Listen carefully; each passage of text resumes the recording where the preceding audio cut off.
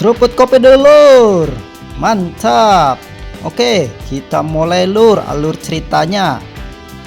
Jadi gini lur, dunia persenjataan lagi heboh banget.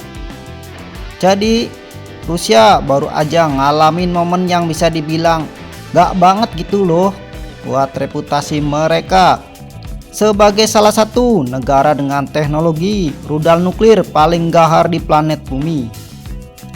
Jadi ceritanya gini ya lur, dengarkan baik-baik ya lur. Rudal balistik antar benua terbaru Rusia, RS-28 Sarmat, yang sama orang-orang barat dijuluki Satan II, dilaporkan gagal saat diuji di Kosmodrom Yuzhnoye, wilayah Orenburg. Padahal rudal ini digadang-gadang jadi salah satu senjata paling mematikan yang pernah dibuat manusia. Nah lur, buat yang belum tahu, Sarmat ini bukan rudal sembarangan.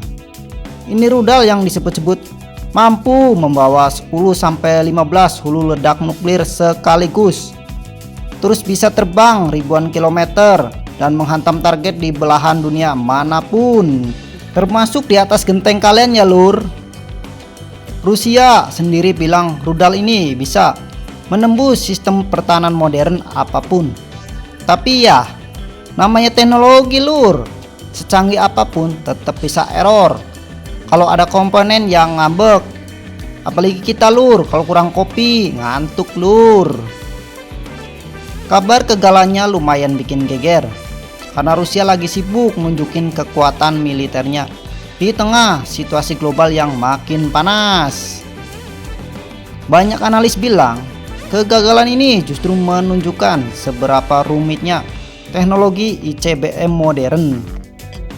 Meskipun Rusia sudah puluhan tahun jadi pemain besar di bidang misil nuklir, bukan rudal sekelas Sarmat tetap jadi tantangan yang bikin kepala insinyur pening 7 keliling. Tapi lur, yang bikin tambah menarik adalah konsekuensi politisnya. Negara-negara barat langsung pasang telinga. Soalnya Sarmat itu diproyeksikan sebagai pengganti R-36M Voyevoda yang usianya sudah tua. Dan kalau uji coba gagal, ada dua kemungkinan.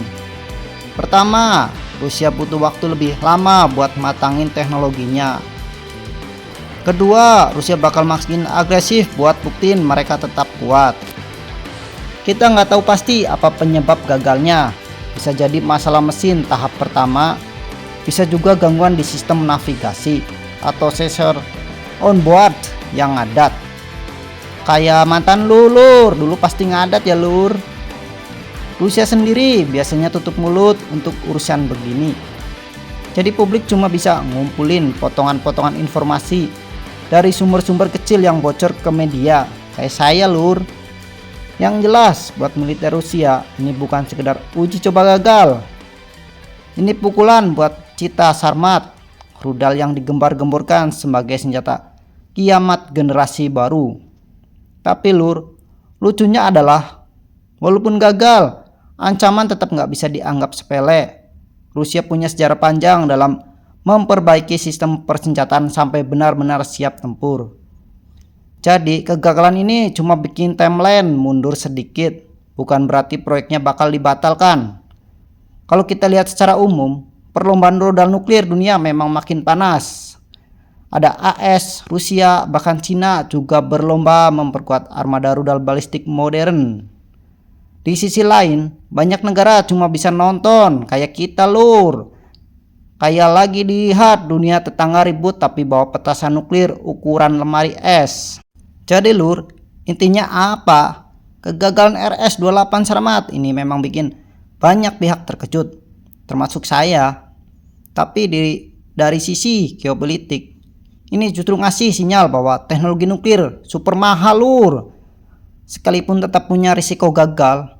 Dan buat Rusia ini jadi PR besar untuk memastikan roda industrinya tetap berjalan di tengah sanksi, tekanan ekonomi, dan konflik yang belum selesai. Kita tinggal lihat apakah nanti Sarmat beneran akan muncul sebagai rudal kiamat yang ditakuti atau malah jadi proyek yang molor terus karena kendala teknisi.